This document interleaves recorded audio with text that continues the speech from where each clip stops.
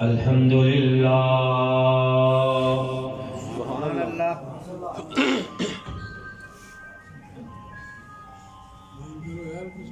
الحمد للہ رب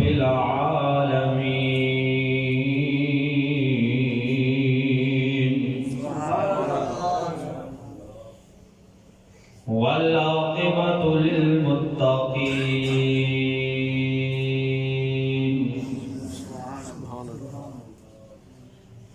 والصلاة والسلام على سید الانبیاء والمرسلین واصحابہ الہادین المہدیین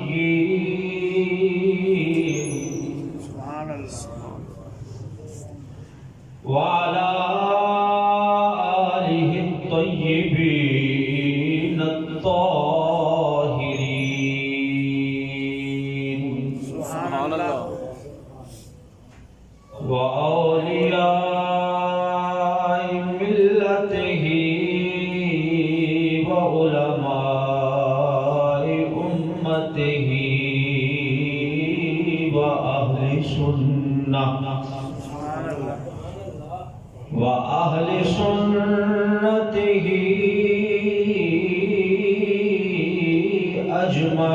أجمعين سبحان اللہ أما بعد فأعوذ بالله من الشيطان الرجيم سبحان اللہ بسم الله الرحمن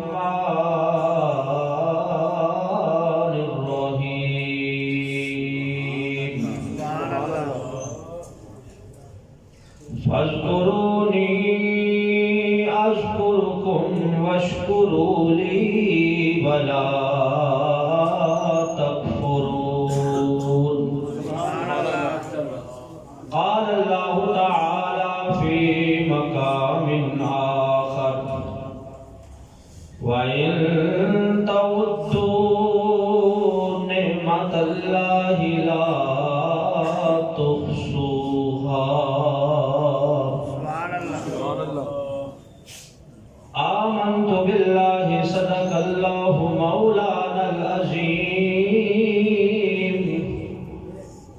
وصدق رسوله النبي الكريم الأمين سبحان اللہ الصلاة والسلام عليك يا رسول الله وعلى آلك وأصحابك يا حبيب الله مل کے پڑھے ہوئے الصلاة والسلام عليك يا رحمة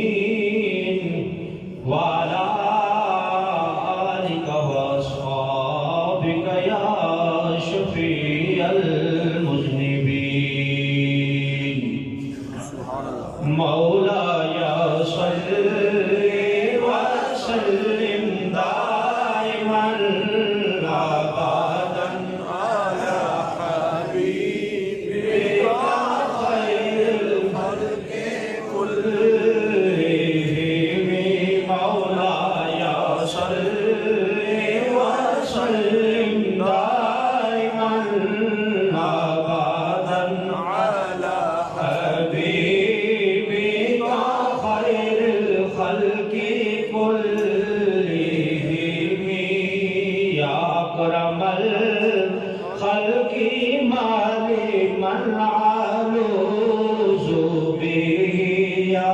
أكرم الخلق ما لمن علوز به سواك داول للحادث الأمم مولاي صل وسلم دائما أبدا على حبيبك خير الخلق كلهم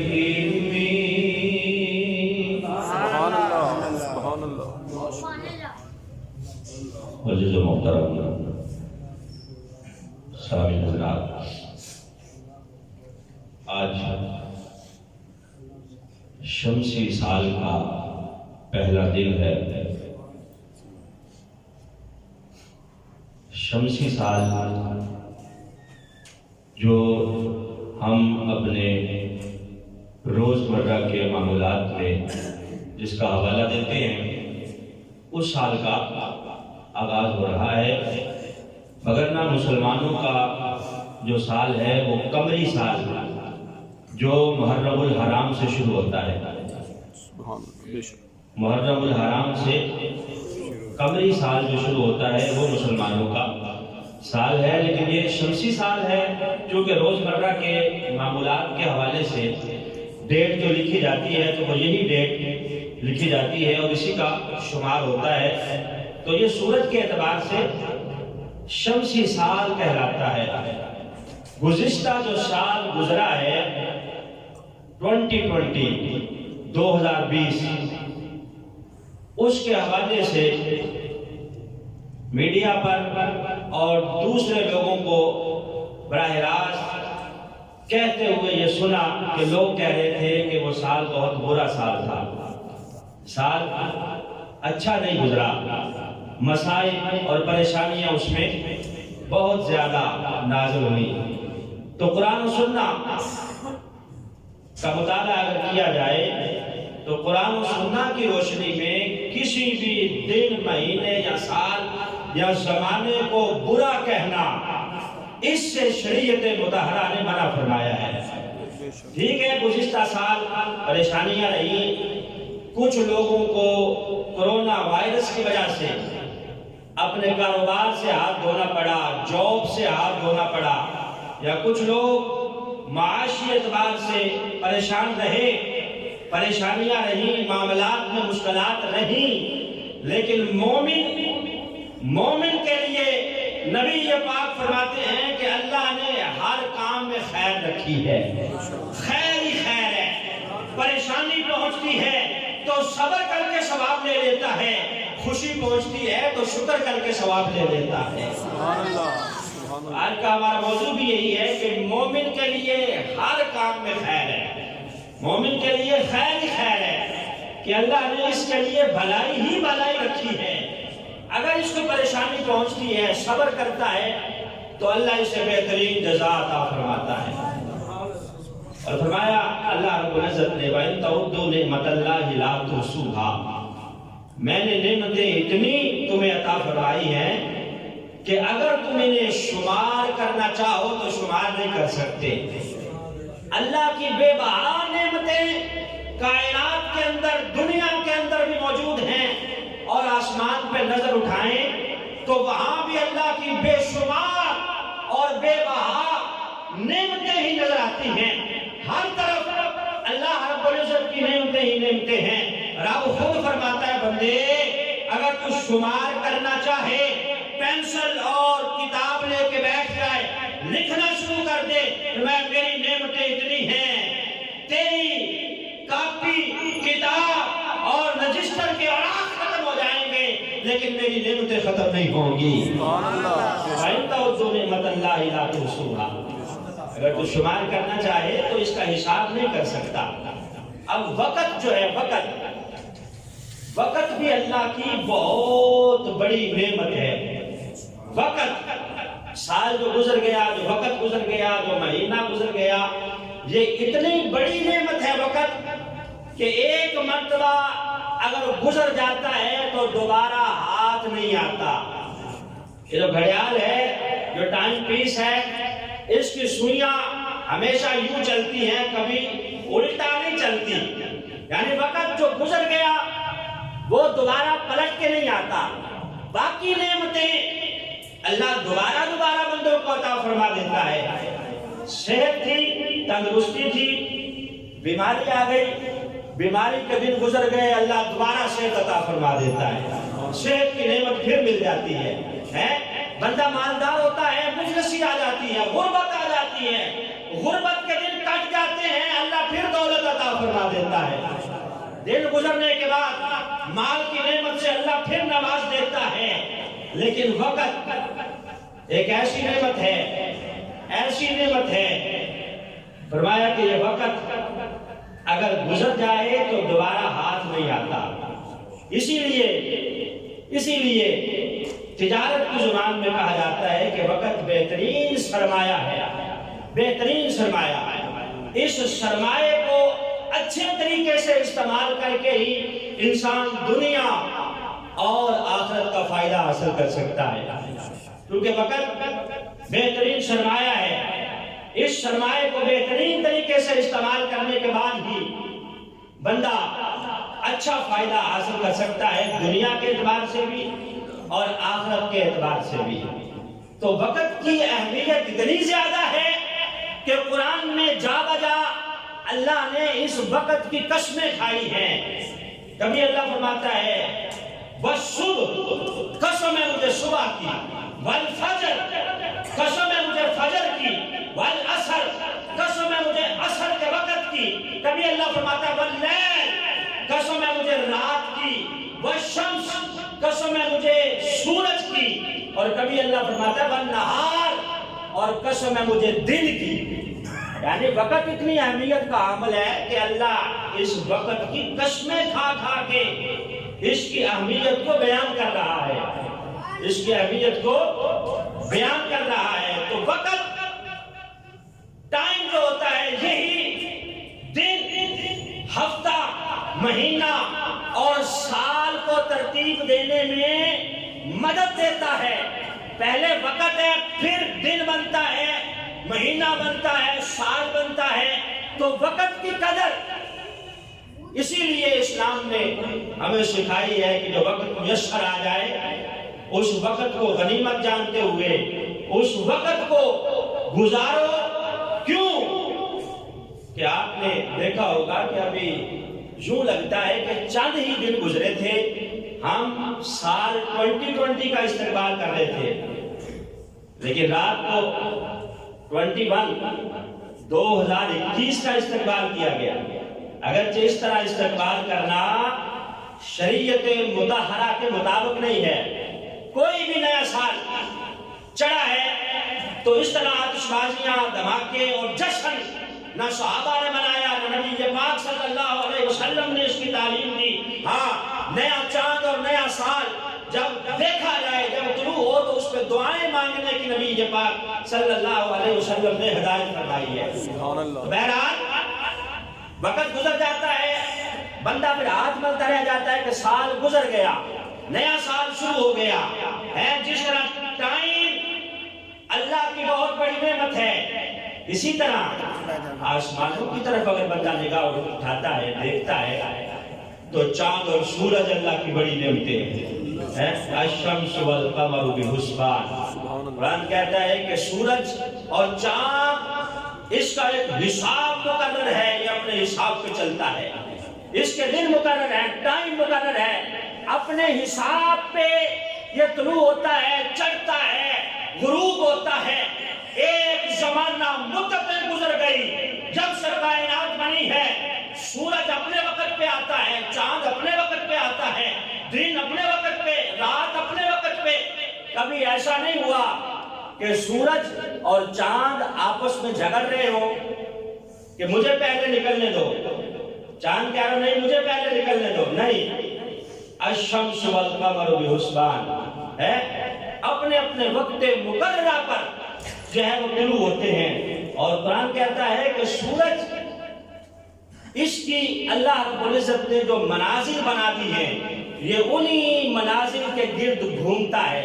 وَالْقَمَرَ قَدَّرْنَاهُ مَنَازِلَ حَتَّى عَادَ كَالْعُرْجُونِ الْقَدِيمِ، اور چاند کی جو منازل اللہ نے طے کر دی ہیں، یہ بھی انہی منازل میں گھومتا ہے، یہاں تک کہ جب مہینے کا آخری دن آتا ہے، آخری ایام آتے ہیں، تو قرآن کہتا ہے چاند سوکھی ہوئی کھجور کی ٹہنی کی طرح ہو جاتا ہے۔ جس طرح کھجور کی سوکھی ہوئی ٹہنی خمدار ہوتی ہے، اس طرح باریک ہو جاتا ہے، پتلا ہو جاتا ہے۔ لیکن آگے قرآن نے کہا کہ ہمیشہ یہ اپنے اپنے وقت پر طلوع ہوتے ہیں، اپنے اپنے مدار میں گھومتے ہیں۔ ان کے لیے جو دائرہ کار مقرر کیا گیا ہے، یہ اسی کے اندر رہتے ہوئے طلوع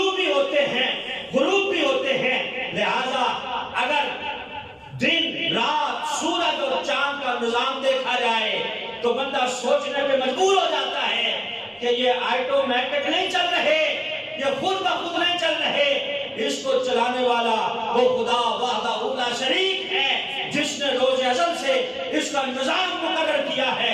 مہینے گزر جاتے ہیں، سال گزر جاتے ہیں، دن بھی نکلتے ہیں، راتیں بھی آتی ہیں، سورج بھی نکلتا ہے، چاند بھی نکلتا ہے، لیکن ان سب کو چلانے والا، ان کی ڈوریں اسی خدا وحدہ لا شریک کے ہاتھ میں ہے جو کن کہتا ہے تو معاملات وجود میں آ جاتے ہیں۔ اللہ رب العزت کے ہاتھ میں۔ یہاں پر اگر غور کیا جائے تو بندہ یہ بھی سوچتا ہے، سوچنے پہ مجبور ہو جاتا ہے کہ یہ آٹومیٹک نہیں چل رہا۔ آٹومیٹک چیز جو چلتی ہے اس کے اندر خرابی آ جاتی ہے، خرابی واقع ہو جاتی ہے۔ ایک وقت آتا ہے کہ اس پہ سرمایہ بہت لگتا ہے لیکن اس میں خرابی آ جاتی ہے۔ لیکن سورج، چاند اور دیگر جو سیارے ہیں، جب سے کائنات بنی ہے ایک لمحہ کے لیے بھی ان میں تاخیر نہیں ہوئی، خرابی نہیں آئی۔ پتہ چلا اس کو چلانے والا وہ رب ہے۔ یہی وجہ ہے اس رب کے محبوب نے اشارہ کیا تو چاند کے 2 ٹکڑے ہو گئے، اور اس رب کے محبوب نے اشارہ کیا تو ڈوبا ہوا سورج بھی واپس پلٹ آیا۔ تیری مرضی پا گیا، سورج پھرا الٹے قدم اور تیری انگلی اٹھ گئی، ماہ کا کلیجہ چڑ گیا۔ اگر یہ خود بخود چل رہا ہوتا تو اس رب کے محبوب کے اشارے سے واپس کیسے پلٹتا؟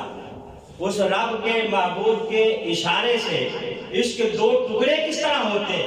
تو پتہ چلا کہ اس کو چلانے والا وہ رب ہے، وہ اپنے محبوب کو یہ طاقت اور قدرت دیتا ہے کہ اگر محبوب انگلی اٹھا دیتا ہے تو سورج واپس بھی پلٹ آتا ہے اور چاند کے 2 ٹکڑے بھی ہو جاتے ہیں۔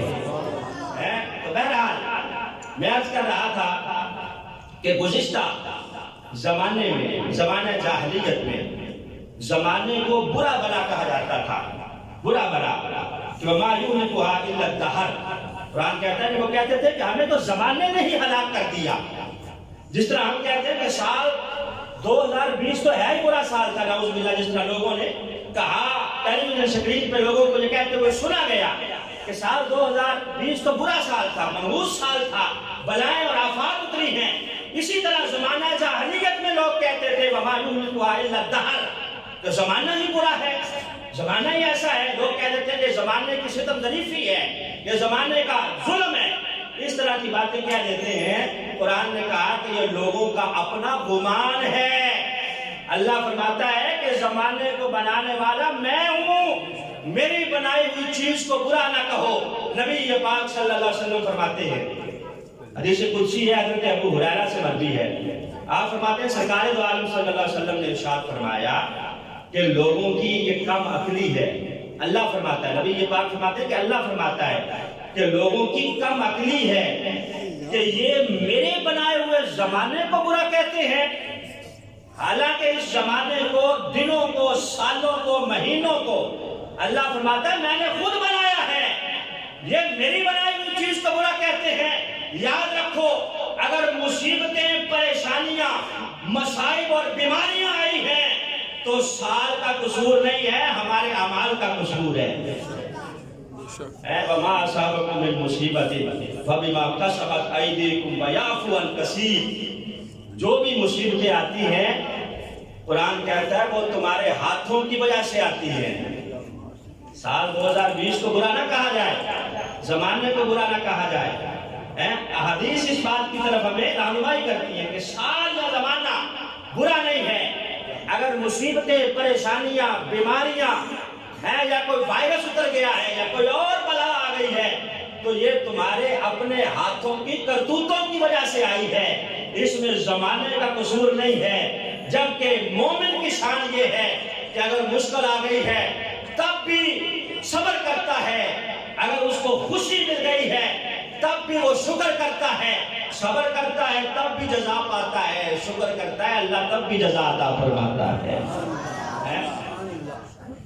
مطالعہ کیا جائے اگر احادیث کا تو نبی پاک صلی اللہ علیہ وسلم کی حدیث ہماری رہنمائی کرتی ہیں کہ بندے پہ اگر مصیبتیں آتی ہیں، اگر وہ گناہ گار ہے تو اس کے گناہوں کی وجہ سے آتی ہے، اگر وہ نیک بندہ ہے پھر بھی مصیبتیں آ گئی ہیں تو اب اس کو اللہ نے آزمانا چاہا ہے، اس کے اوپر آزمائش ہے، اس کے گناہوں کی وجہ سے نہیں آئی بلکہ اللہ اسے آزمانا چاہتا ہے، اس لیے مصائب اور پریشانیاں اور بیماریاں اس کے اوپر ڈال دی ہیں۔ جب وہ بیماریوں اور پریشانیوں پہ صبر کرتا چلا جاتا ہے، اللہ اس کے مقام کو بڑھاتا چلا جاتا ہے۔ حضرت ایوب علیہ السلام، توجہ بھی دوست آپ کی، اللہ کے نبی ہیں حضرت ایوب علیہ السلام، 18 سال گزرے ہیں اللہ کی نعمتیں کھاتے کھاتے، مال اللہ نے اتنا دیا ہے، مال اتنا دیا ہے، اونٹ اتنے ہیں کہ گنے نہیں جاتے، گائیں بھینس بکریاں اور بھیڑیں اتنی ہیں کہ کہیں سماتی نہیں ہیں، گنی نہیں جاتی، 7 بیٹے اللہ نے عطا فرمایا، اولاد کی نعمت بھی دی ہے، مال بھی دیا ہے۔ فرشتے ایک دن اللہ رب العزت کی بارگاہ میں عرض کرنے لگے، یا اللہ تو کہتا ہے کہ یہ تیرا محبوب بندہ ہے، ایوب کو تو کہتا ہے کہ تیرا پیغمبر ہے، تیرا رسول ہے، تیرا محبوب ہے، جبکہ ہم نے تو دیکھا ہے کہ ہر وقت مال میں لگا رہتا ہے، مال مویشی میں لگا رہتا ہے، اولاد میں ہر وقت گم رہتا ہے، یا اللہ کس طرح تو کہتا ہے کہ یہ تیرا محبوب ہے؟ اللہ نے فرمایا اچھا آزما کے نہ دیکھ لے، رشتوں نے کہا دیکھ لیجیے۔ اب آزمائش جب آئی حضرت ایوب علیہ السلام پہ، میں نے کہا جب نیک بندے پہ آزمائش آتی ہے تو یہ اللہ رب العزت اس کے مقام کو بڑھانا چاہتا ہے، یہ اس کے گناہوں کی وجہ سے نہیں ہے بلکہ اس کی طرف آزمائش ہے۔ حضرت ایوب علیہ السلام آزمائش جو آئی، وہ جو ان گنت اونٹوں کی قطاریں تھی، ایک ایک کر کے بیمار پڑنے لگا اور مرنے لگے، سارے اونٹ مر گئے، گھائیں بھینس اور بکریاں بھیڑیں سارے ریوڑ ختم ہو گئے، بیماری پڑ گئی، سب کے سب مر گئے، تباہ ہو گئے۔ حضرت ایوب اور ان کی بیوی گھر سے باہر نکلے، زلزلہ آیا، مکان کی چھت گری، 7 بیٹے جو اللہ نے عطا فرمائے تھے وہ سارے کے سارے اللہ کے پیارے ہو گئے ایک ہی دن میں۔ ایک بیٹے کا صدمہ خدا نہ خواستہ اگر کسی کو اٹھانا پڑے تو برداشت نہیں ہوتا۔ سیانے لوگ کہتے ہیں کہ بوڑھا باپ 80 سال کا اگر کسی کا مر جائے تو اس کا جنازہ بندہ پڑھتا ہے تو کمر ٹیڑھی نہیں ہوتی، 18 سال کا بیٹا اگر خدا نہ خواستہ کسی کا چلا جائے، اس کا جنازہ اگر کسی کو پڑھنا پڑ جائے تو کمر ٹیڑھی ہو جاتی ہے۔ اسی لیے کہتے ہیں کہ دعا کرو اللہ کسی باپ کو بیٹے کا جنازہ پڑھنا نصیب نہ کرے۔ بیٹے تو باپ کا جنازہ پڑھتے ہی رہتے ہیں، بڑھاپے کے عالم میں فوت ہو جاتے ہیں، تو بہرحال 7 کے 7 بیٹے، زلزلہ آیا، جب مکان کی چھت گری، اللہ کو پیارے ہو گئے، وقت گزرتا گیا۔ حضرت ایوب علیہ السلام کے جسم پر بھی بیماری لگے، بیماری لگے، پورے جسم پر چیچک کے نشان ہیں، پورے جسم پر گھوڑے اور پھنسیاں ہیں، پیپ بہتی ہے، پیپ بہتی ہے، سارے چھوڑ گئے، ایک وفادار بیوی ہے، یہ حضرت ایوب علیہ السلام ہے۔ بیوی ایک دن کہنے لگی اللہ کے نبی ہو دعا کیوں نہیں کرتے؟ اللہ کے نبی ہو، پیغمبر ہو، سالہ سال گزر گئے ہیں بیماری میں، دعا کرو اللہ صحت عطا فرمائے۔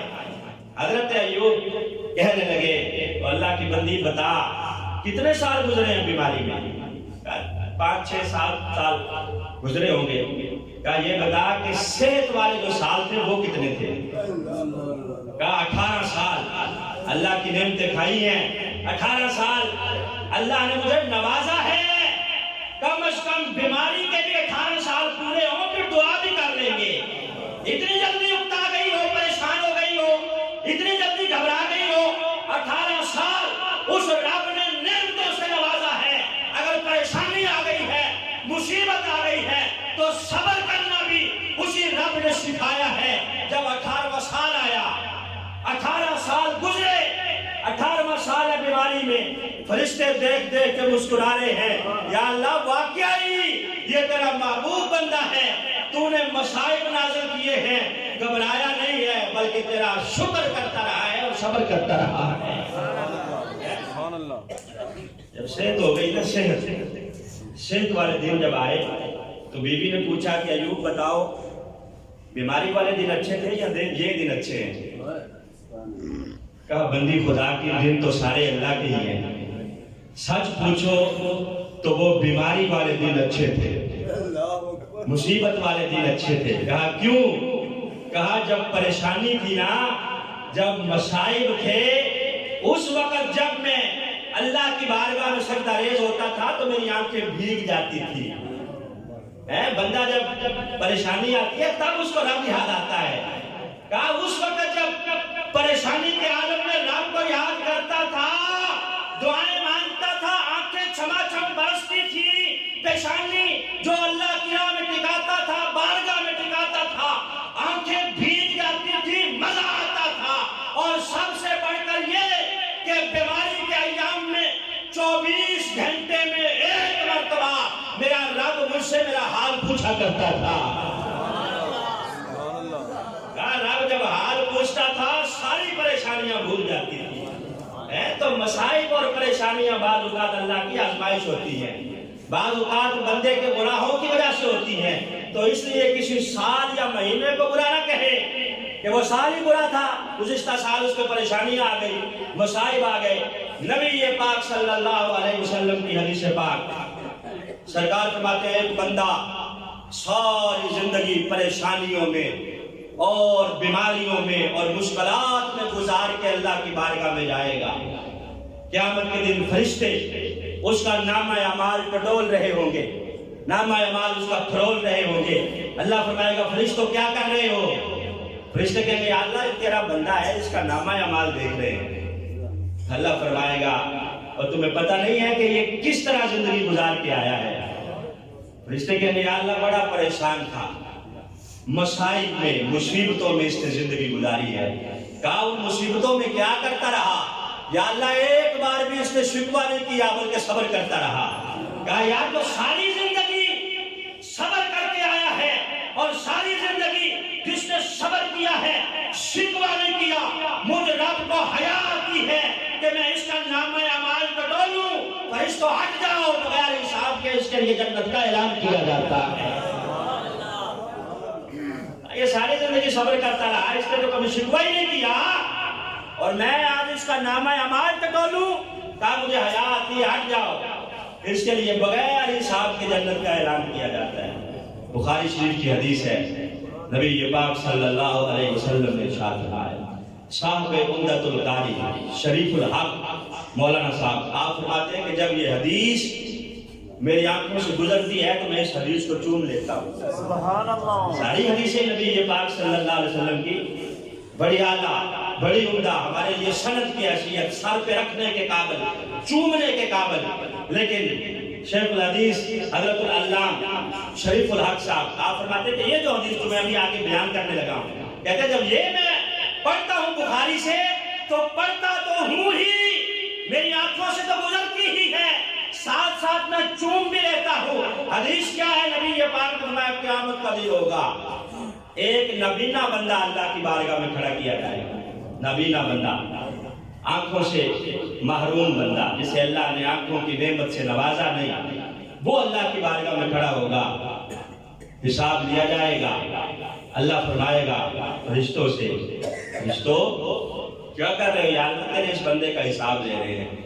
اللہ فرمائے گا اس کو میں نے آنکھوں کی نعمت سے محروم رکھا، ساری زندگی اس نے کوئی رشتہ نہیں دیکھا، نہ اس نے اپنے باپ کو دیکھا، نہ ماں کو دیکھا، نہ بیٹے کو دیکھا، نہ بیٹی کو دیکھا، نہ بیوی، نہ دیگر رشتہ داروں کو دیکھا، بس اس نے صبر کیا اور شکر کیا۔ یا اللہ پھر کیا کیا جائے؟ کہا ساری زندگی اس نے صبر اور شکر کیا، تم بتاؤ فرشتوں اس کے لیے کیا انعام ہونا چاہیے؟ بخاری شریف کی حدیث ہے، نبی پاک فرماتے ہیں کہ فرشتے کہیں گے یا اللہ اس کے لیے تو جنت کے دروازے کھول دیے جائے، ساری زندگی آنکھوں کی نعمت سے معروم رہا، پھر بھی اس حال میں زندگی گزار کے آیا ہے، صبر اور شکر کرتا رہا ہے، اس کو جزا کیا ملنی چاہیے؟ جنت کے دروازے کھل جائیں تاکہ یہ جنت میں داخل ہو جائے۔ नबी ये पाक फरमाते हैं, अल्लाह फरमाएगा फरिश्तों, इसके लिए सिर्फ जन्नत के दरवाजे नहीं खोले जाएंगे, आज सारी मखलूक जन्नत का दीदार कर रही होगी, ये मेरा दीदार कर रहा होगा। ये परेशानियों में गुजार के आया है, इसने सब्र और शुक्र किया है, आंखों की नेमत इसे मुयस्सर नहीं थी। आज सारी जो मखलूक है, जो मेरे बंदे हैं, उसके लिए जन्नत के दरवाजे खुलेंगे। मखलूक के लिए जन्नत का दीदार है, इसके लिए मेरा दीदार है। और अल्लाह का दीदार इतनी बड़ी नेमत है, जन्नती जन्नत में पहुंच के भी तलब करेंगे, या अल्लाह, या अल्लाह, सारी नेमतें यहां मुयस्सर हैं, अपना दीदार नहीं करा देता। दीदार करा, तड़पेंगे अल्लाह के दीदार के लिए, तड़पेंगे अल्लाह रब्बुल इज्जत को एक झलक देखने के लिए। जब अल्लाह रब्बुल इज्जत जन्नत वालों को दीदार कराना चाहेगा, हल्का सा दीदार होगा, सारे के सारे जन्नती बेहोश हो जाएंगे। 70 साल बाद होश आएगा, कहेंगे या अल्लाह मजा इतना आया, दोबारा दिखा, फिर बेहोश होने को दिल चाहता है। तो उस नबीना के लिए अल्लाह ने ये क़यामत के दिन इनाम रखा है कि परेशान गुजार के आया है, तो उसके लिए अल्लाह ने नेमतें ही नेमतें रखी हैं। तो मैंने कहा कि परेशानियों पे बंदा सब्र करता है तो अल्लाह उसे जज़ा अता फरमाता है। नबी ये पाक फरमाते हैं, अगर किसी बंदे का बेटा फौत हो जाए, बच्चा फौत हो जाए, और वो जब रूह कब्ज़ करके फरिश्ते अल्लाह की बारगाह में जाते हैं, अल्लाह फरमाता है फरिश्तों, मेरे बंदे के बच्चे की रूह तुमने जब कब्ज़ की थी, वो क्या कह रहा था? फरिश्ते कहते हैं, या अल्लाह, वो कह रहा था इन्ना लिल्लाहि व इन्ना इलैहि राजिऊन। उसकी जुबान पे शिकवा और शिकायत नहीं था, सिर्फ उसने इतना कहा इन्ना लिल्लाहि व इन्ना इलैहि राजिऊन। अल्लाह फरमाता है फरिश्तों, सारे काम छोड़ दो, उस बंदे के लिए, उसके बेटे के लिए जन्नत में महल बनाओ। अगर के दुनिया में वो इकट्ठे नहीं रह सके, आज ही उनके लिए जन्नत में महल बना दो, वो दोनों बाप और बेटा जन्नत में इकट्ठे रहेंगे, जन्नत में इकट्ठे रहेंगे। उनके लिए महल बना दिया जाए, जन्नत में उनके लिए महल बना दिया जाता है। तो मौजूदा मोहतरम शामिल हज़रात, कुरान ने भी कहा है कि जब मुसीबत आ जाए, क़ालू इन्ना लिल्लाहि व इन्ना इलैहि राजिऊन, ये कहा करो। नबी ये पाक सल्लल्लाहु अलैहि वसल्लम भी सहाबा को तालीम यही देते थे कि जब मुसीबत आ जाए, सिर्फ जब फौतगी हो तभी इन्ना लिल्लाहि व इन्ना इलैहि राजिऊन नहीं, जब भी कोई मुश्किल पड़े, परेशानी आ जाए, मुसीबत आ जाए, तो सरकार दो आलम सल्लल्लाहु अलैहि वसल्लम कहते हैं इन्ना लिल्लाहि व इन्ना इलैहि राजिऊन पढ़ा करो, अल्लाह परेशानी को भी खत्म कर देगा और बेहतरीन जज़ा भी अता फरमाएगा।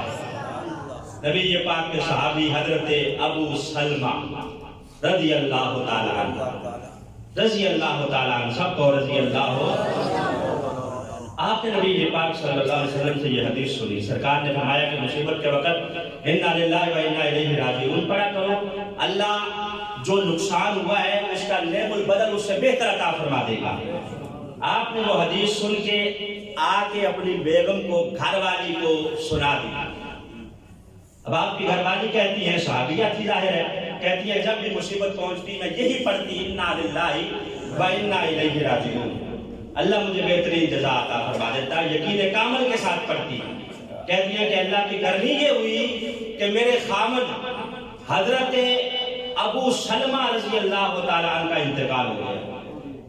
कहती हैं अब जाहिर है ये बहुत बड़ी परेशानी थी, मेरे खामद बहुत अच्छे थे और मैं समझती थी कि मदीना में सबसे ज्यादा खुशहाल मैं हूँ, इतना ख्याल रखने वाला मेरा खामद, और इतनी मतलब मैं खुशहाल थी। जब उनका इंतकाल हुआ तो मैंने पढ़ा इन्ना लिल्लाहि व इन्ना इलैहि राजिऊन।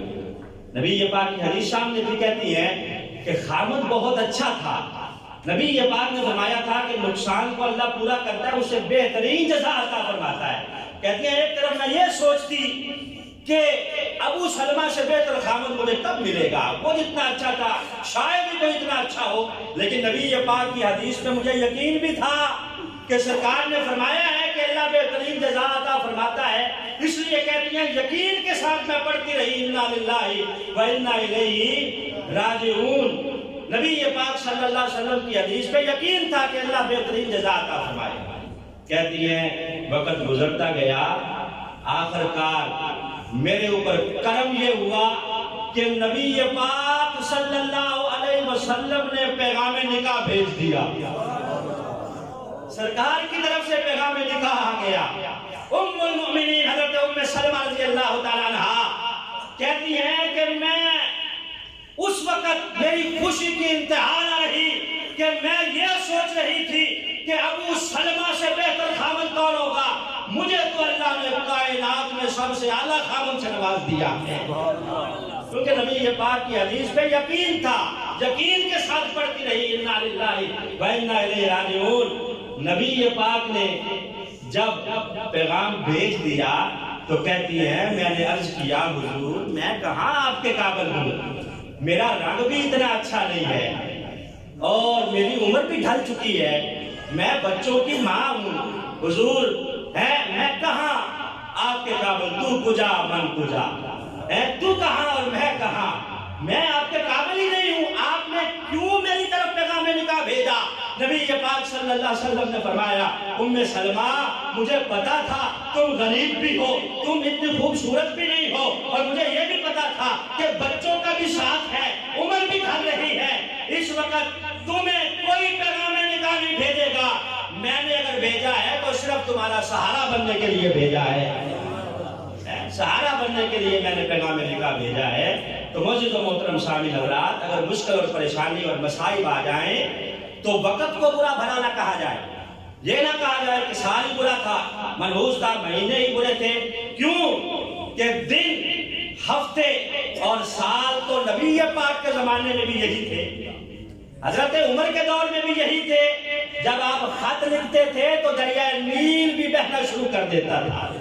آج اگر مصائب ہیں تو یہ ہمارے اعمال کی وجہ سے ہے، سال نو میں ہمیں اپنے اعمال کا محاسبہ کرتے ہوئے ان کو دیکھنا چاہیے اور اللہ کی بارگاہ میں توبہ کرنی چاہیے کہ اللہ ان مصائب سے، پریشانیوں سے اور ہر قسم کے وائرس سے ہمیں محفوظ رکھے، اور آیا جو شمسی سال آیا ہے، آنے والے سال کو اللہ ہمارے لیے مبارک بنائے، اور کاروبار جن لوگوں کے تباہ ہوئے ہیں اللہ ان کے کاروبار کا ازالہ کرتے ہوئے بہترین رزق عطا فرمائے اور ہر قسم کی بیماریوں کو دور فرمائے۔ وآخر دعوانا الحمدللہ رب العالمین۔